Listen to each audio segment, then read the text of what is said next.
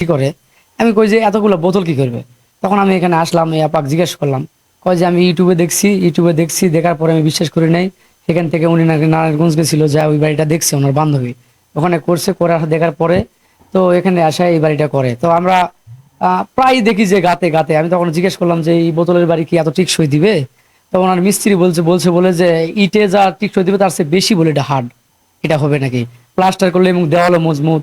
এই বাড়ি লিয়া অনেক মানে সবাই দূর দূরান্ত থেকে দেখতে আসে, আমরাও আসি। মানে এটার একটা মজার বিষয় যে বোতলের বাড়ি আমার বয়সে আমি কখনো দেখি নাই, আমার দাদুরা দেখছে নাকি বলতে পারি না। তো আসলে অনেক আমার ভালো লাগে যে আসলে বোতলের বাড়ি এটা হচ্ছে আমার এলাকার।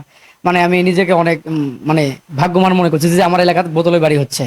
এটা আমি আসলে অনেক খুশি যে এই যে আপনারা আসছেন দূর থেকে দেখতে বা একটা নিউজ করতে, আসলে আমার ভালো লাগতেছে অনেক।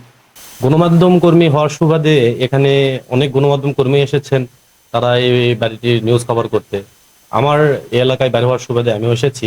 তবে এসে যে জিনিসটা দেখলাম সেটা হচ্ছে যে ইটের পরিবর্তে এই বাড়িতে কিন্তু বোতল ব্যবহার করা হয়েছে। আর বিশেষ করে আমাদের এলাকা গ্রীষ্মকালীন সময়ে অনেক গরম হয়ে থাকে, যার ফলে বোতল ব্যবহার করার কারণে কিন্তু এই জায়গায় কিন্তু উষ্ণতা ইটের তুলনায় অনেক কম হয়। আর তাছাড়া যদি খরচের কথা ধরি, ইটের তুলনায় যেটা জানলাম এই বাড়িটার উদ্যোক্তার কাছে থেকে, ইটের তুলনায় এই বোতল দিয়ে বাড়ি করার খরচটা অনেকটাই কম। ইট মূলত মাটি থেকেই তৈরি হয়, আর ইটের ভাটা প্রতিনিয়ত পরিবেশে দূষণ করে। আর সেক্ষেত্রে এই যে বোতল দিয়ে যে বাড়িটা তৈরি করেছে, এটা একটা আমি বলবো নতুন উদ্ভাবন। আসলে প্রত্যেকেরই উচিত এরকম উদ্যোগ নেওয়া, ইকো ফ্রেন্ডলি কোনো কিছু দিয়ে বাড়ি ঘর নির্মাণ করা।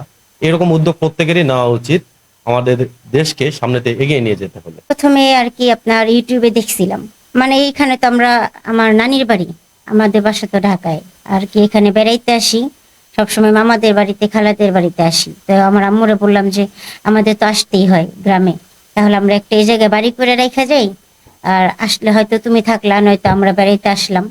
তো এরকম করার পরে এই জায়গাটা আর কি আমাদের কিনা হয়। কেনার পরে আপনার 1 বছর পর আর কি আমি এখানে জায়গা বাড়ি করার জন্য চিন্তা ভাবনা করি। তখন বাড়ির আর কি ডিজাইন দেখি যে কেমন করলে ভালো হবে, এরকম দেখতে দেখতে হঠাৎ একদিন দেখি বোতলের বাড়ি। তখন আমার আম্মুরে বললাম যে এরকম দেখলাম মা বোতলের বাড়ি। আমি আবার সবসময় ভাবতাম যে এরকম একটা বাড়ি করবো যেন সব লোক দেখতে আসে, মানে ভাবতাম ডিজাইন অনেক সুন্দর হবে। কিন্তু এরপরে বোতল বাড়ি দেখার পরে আমি ভাবলাম যে না, বোতল দিয়ে করি। আমার আম্মুরে বললাম, তো আমার আম্মু বললো যে বোতল দিয়ে আবার বাড়ি হইব। আবার ভিডিওটা আমার আম্মুরে দিলাম, তখন আমার আম্মু বলে যে বোতল দিয়ে আবার কিসের বাড়ি, হইব না এটা। এরপরে কিছুদিন পরে আমার বান্ধবীর এক দুলা ভাইয়ের বাড়ি দেখলাম এরকম, যে উনি করছে 3 তলা। তখন ওই বাড়ি দেখার পর আর কি সম্পূর্ণ আমি শিওর হয়েছি যে বোতল দিয়েই পড়বো যাই হোক।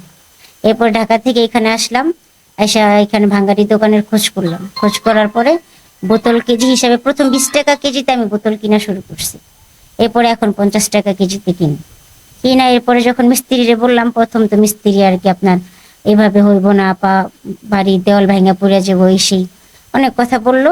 প্রথম যখন কাজ করলো প্রথম দিন, তারপরে বললো যে না আপা, এটা দিয়ে কাজ করলে ইটার চেতে শক্ত হবে। এরপরে আপনার এই যে ধীরে ধীরে এই বাড়ি করে। এখন মিস্ত্রি কি বলছে, এটা কি ভাঙে পড়ে? না, ওনারা এখন বলে যে এটা ছাদের ঢালাইয়ের চেতে শক্ত হবে, ছাদের যে ঢালাই ওইটার চেতে শক্ত এখন এই দেওয়াল। কারণ এই এই মুখগুলি আপনার ইটের খোয়ার কাজ করে। আপনার আম্মা কোথায় থাকে? জর্ডানে। মানে আমাদের আরো কম হইতো যদি গাড়ি ভাড়া না লাগতো, এরপর আপনার লেবার খরচ আছে, এতে বেশি গেছে। আর নয়তো এটার তুলনায় অর্ধেক খরচ হয় এই বোতলের বাড়িতে। এটার তুলনায় আর কি আপনার যদি আমার লেবার খরচ না লাগতো, গাড়ি ভাড়া বেশি গেছে, নয়তো এটার অর্ধেক খরচ হইতো আমার এখানে। এই পর্যন্ত জমি জমি কিনা থেকে একদম টোটালি 42 লাখ টাকা আমার খরচ। মানে হয়তো একটু কম বেশি হবে, এই এত তো আর গুণা করা যায় না, কিন্তু ক্যাশ টাকা যেটা আমি কিছুই করি। হ্যাঁ।